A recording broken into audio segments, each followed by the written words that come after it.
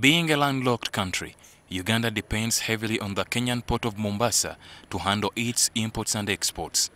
However, over the years, Mombasa has not expanded quickly enough to handle the ever-increasing volumes of cargo that pass through the port.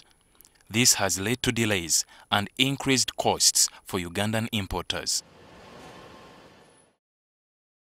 However, during President Museveni's visit to Kenya this week, his counterpart President Uhuru Kenyatta gave Uganda an opportunity to establish a dry port in Naivasha, almost 600 kilometers inland from Mombasa. This has the potential to cut down on the delays and costs for Ugandan importers and transporters. We will make available land in Naivasha for Uganda to open a dry port.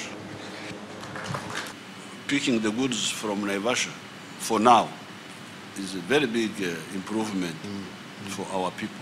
The news was welcomed by Ugandan business people, especially importers, transporters and clearing agents. So we shall be having a control of our own goods, such that if there is a case like this goods should delay which need to be auctioned, which Kenya government has been auctioning and earning that revenue, they will now be auctioned by Uganda and we earn that revenue for purposes of Uganda.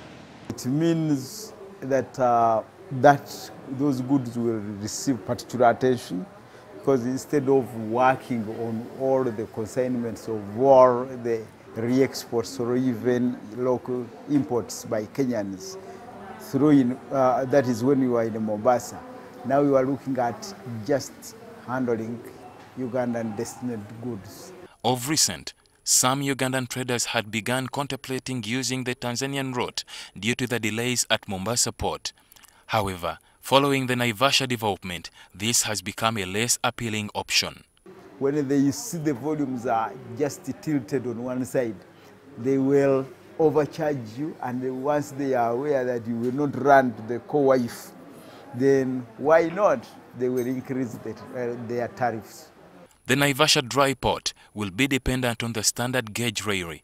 However, there are worries about the high railway transport fares in Kenya, as well as Uganda's failure to construct each section of the railway.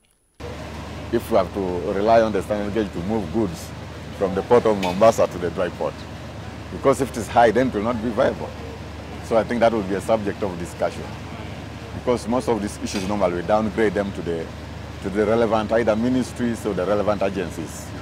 The chairperson of the Kampala City Traders Association, Everest Kayondo, believes government should beef up the Naivasha plan with another dry port in Malaba as earlier planned.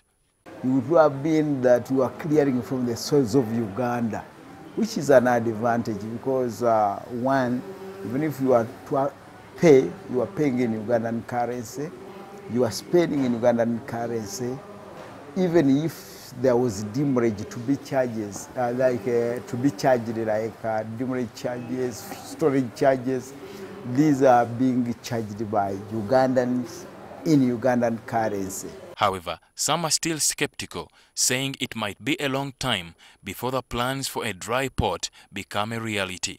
Because we are talking of completing that stretch of line for the standard gauge railway, we are thinking of building the facility itself, which is massive. We have to build offices, we have to build warehouses, we have to build the silos for cereals and oils. It's big work and it's big money. Ali Mivule, NTV. Everything is being earned by Kenya.